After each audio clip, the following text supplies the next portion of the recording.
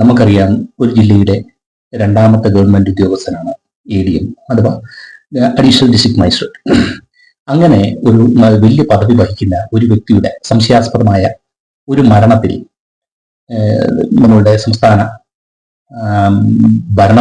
ഭരണകക്ഷിയും അല്ലെങ്കിൽ ഗവൺമെന്റിനും അന്വേഷണ ഏജൻസിക്കും ധാർമ്മികതയുണ്ട്, അധിക ചുമതലയുണ്ട്.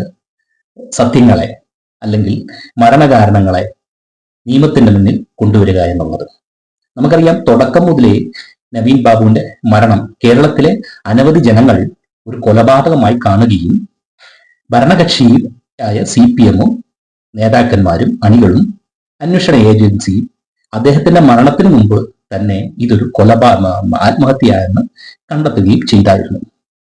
ഞാൻ എൻ്റെ പഴയ വീഡിയോയ്ക്കകത്ത് ഒത്തിരി ചോദ്യങ്ങൾ ഉന്നയിച്ചിട്ടുണ്ടായിരുന്നു.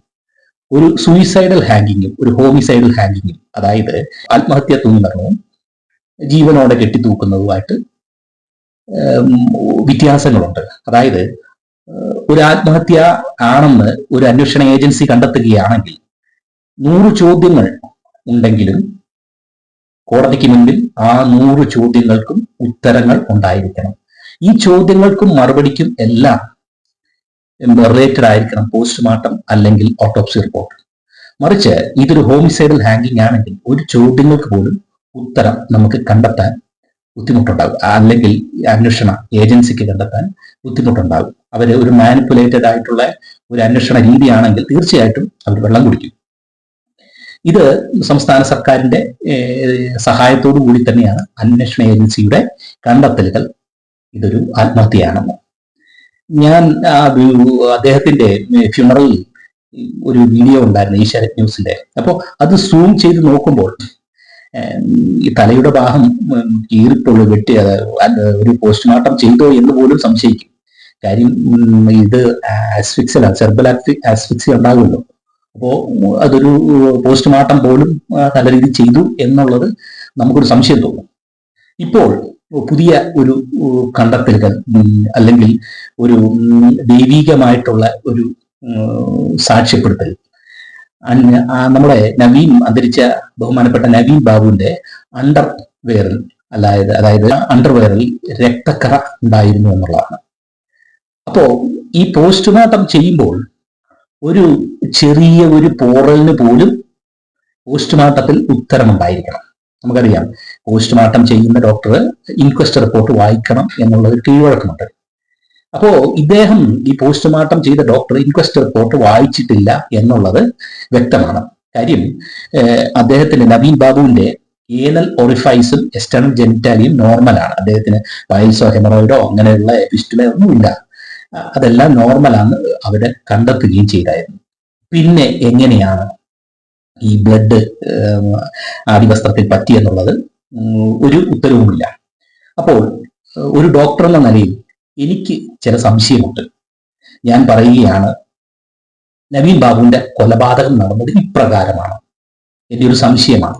കാര്യം ഒരു കോർപ്പറേഷൻ നഗരമായ കണ്ണൂരിൽ അത്ര അനവധി CCTV ഉള്ള ഒരു കണ്ണൂരിൽ, അതായത് പല കേസുകളും മാലമോഷണം, പിടിച്ചുപറി, വണ്ടിക്കടത്തൽ, ഇതെല്ലാം ഒരു CCTVയുടെ സഹായത്തോടു കൂടി തന്നെ കണ്ണൂർ പോലീസ് അല്ലെങ്കിൽ കേരളത്തിലെ പോലീസ് കണ്ടെത്തിയ സാഹചര്യത്തിൽ ഇത്രയും വലിയ ഉദ്യോഗസ്ഥന്റെ മരണത്തില് ഒരു CCTV ഫുട്ടേജ് പോലും ഉണ്ടായിട്ടില്ല. അതെല്ലാം മാനിപ്പുലേറ്റഡ് ആയിട്ടുള്ള ചില ഷോർട്സ് മാത്രമേ ഉള്ളൂ. അപ്പോൾ എൻ്റെ ഒരു സംശയം, കൊല നടന്നത് ഇപ്രകാരമാണെന്നുള്ളതാണ്. അന്നേ ദിവസം ഇദ്ദേഹത്തിന്റെ ഔദ്യോഗിക ഡ്രൈവറായിട്ടുള്ള ആ ഒരു സംശയാസ്പദമായ രീതിയിൽ കാണേണ്ട ആ വ്യക്തി ഇദ്ദേഹവുമായിട്ട് റെയിൽവേ സ്റ്റേഷനിലേക്ക് പോകുന്നു. ഇടയ്ക്ക് വെച്ച് 2 പേര് കയറുന്നു. അല്ലെങ്കിൽ ഈ വ്യക്തി തന്നെ, ഈ ഡ്രൈവർ തന്നെ അമിതമായി നവീൻ ബാബുവിനെ ക്ലോറോഫോം മണപ്പിക്കുന്നു, ബോധക്ഷയം ഉണ്ടാക്കുന്നു. അദ്ദേഹത്തിനെയും കൂട്ടുകൂടി തട്ടിക്കൊണ്ടുപോകുന്നു വേറെ ഏതെങ്കിലും ഒരു താവളത്തിലേക്ക്. അപ്പോ ക്ലോറോഫോം പോസ്റ്റ്മോർട്ടം റിപ്പോർട്ടിൽ കാണുമെങ്കിൽ തന്നെയും ഈ കൊല നടത്തിയവർക്ക് പൂർണ്ണ ബോധ്യമുണ്ട് ഇത് നടത്തുന്നത് പരിയാരം മെഡിക്കൽ കോളേജിലാണെന്ന്. അപ്പോൾ എന്ത് തന്നെയാണെങ്കിലും അട്ടിമറി സാധ്യത അവർക്ക് വ്യക്തമാണ്. അതുകൊണ്ട് ക്ലോറോഫോം മണപ്പിച്ച് ഏതെങ്കിലും ഒരു സ്ഥലത്ത് കൊണ്ടുപോയിട്ട് പുള്ളിക്ക് ബോധം വീഴുമ്പോൾ പുള്ളിയോട് പറയുന്നു, പിള്ളേരുമായിട്ടോ അല്ലെങ്കിൽ ഭാര്യയായിട്ടോ കൂട്ടുകാരുമായിട്ടോ സംസാരിക്കുക. ഇനി ഇന്ന കാര്യങ്ങൾ പറയുക. അപ്പോൾ ഇതിനോടിടയ്ക്ക് പല കണ്ടെത്തലുകളും അല്ലെങ്കിൽ വർത്തമാനങ്ങളും അവരുടെ ഈ തൽപര കക്ഷിയുടെ കൊല നടത്തിയ തൽപര കക്ഷിയുടെ പിന്നെ കുറ്റകൃത്യങ്ങളുടെ പല അന്തർധാരയും മനസ്സിലാക്കിയിട്ടുള്ള നവീൻ ബാബു പിന്നെ കൊല്ലുക എന്ന് തന്നെയായിരിക്കാം അവരുടെ ഒരു ചിന്ത. അപ്പോ ഇങ്ങനെയുള്ള ഒരു അവസ്ഥയിൽ അവരെ വീട്ടുകാരെ വിളിച്ച് പറയുന്നു, സംസാരിക്കുന്നു, മെസ്സേജ് ചെയ്യുന്നു. നമുക്കറിയാം ഒരു ആത്മഹത്യ ചെയ്യാൻ പോകുന്ന വ്യക്തിയുടെ മാനസിക നില എങ്ങനെയായിരിക്കും. അവർക്ക് അവരുടെ ബന്ധുക്കളോടോ വീട്ടുകാരോടോ കൂട്ടുകാരോടോ സംസാരിക്കാൻ തക്കവണ്ണമുള്ള ഒരു മാനസിക നില ഉണ്ടാകാൻ സാധ്യത കുറവാണ്. അങ്ങനെയുള്ളപ്പോഴാണ് ഈ വീട്ടുകാരത്തി പറഞ്ഞത്, അദ്ദേഹം പറഞ്ഞു ഞാൻ ട്രെയിനിലാണ്, AC കമ്പാർട്ട്മെന്റിലാണ്, ഇതൊക്കെ പറഞ്ഞെന്നൊക്കെ പറയും. അപ്പോൾ ഞാൻ പറയുന്നത് ഈ തട്ടിക്കൊണ്ട് പോയവർ തന്നെ ഇദ്ദേഹത്തിനെ കൊണ്ട് പറയിപ്പിക്കുന്നു, ഫോൺ ചെയ്യുന്നു, എല്ലാം ചെയ്യിപ്പിക്കുന്നു.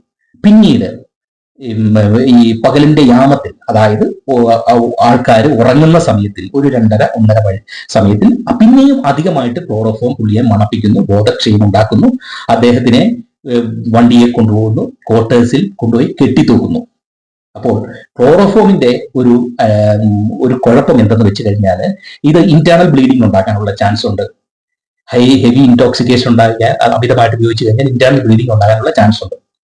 അപ്പോൾ ഈ ഒരു 4:05 തൊട്ട് 5:30 വരെയാണ് പോസ്റ്റ്മോർട്ടം റിപ്പോർട്ടിൽ മരണം സംഭവിക്കുന്നത് എന്ന് പറയും. യാമമാണ്, ഒരു പ്രഭാതത്തിന്റെ യാമമാണ്, ആരും എഴുന്നേൽക്കുന്ന സമയമല്ല. അപ്പോൾ ഇങ്ങനെ ഒരു പ്രവൃത്തി നടത്തി അവരവരുടെ വഴിക്ക് പോയി. അല്ലെങ്കിൽ പുള്ളിക്ക് പെൽവിക് അടിനാവിയിൽ ഭാഗത്ത് എന്തേലും ഒരു ഇഞ്ചറി ഉണ്ടായിരിക്കാം.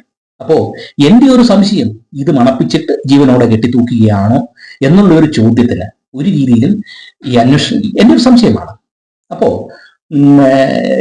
ഈ ബ്ലഡ് സ്റ്റെയിൻ അടിവസ്ത്രത്തിൽ വന്നതിനകത്ത് യാതൊരു വ്യക്തതയും പോസ്റ്റ്മോർട്ടത്തിന്റെ ഭാഗത്തു നിന്നും ഉണ്ടായിട്ടില്ല. നമുക്കറിയാം നവീൻ ബാബുവിന്റെ കേസ് എവിടെ എത്തിപ്പെടുമെന്നുള്ളത്. പക്ഷെങ്കിൽ എല്ലാ ജനതയെ പോലെ തന്നെയും, കേരളത്തിലെ എല്ലാരെ പോലെ തന്നെയും എന്റെയും ഒരു സംശയമാണ്, പിണറായി വിജയന്റെ സഹായത്തോടുകൂടി അല്ലെങ്കിൽ CPM-ന്റെ സഹായത്തോടുകൂടി കേസ് ഏത് വഴിയിലെത്തുമെന്ന് നമുക്ക് നോക്കിക്കാണാം.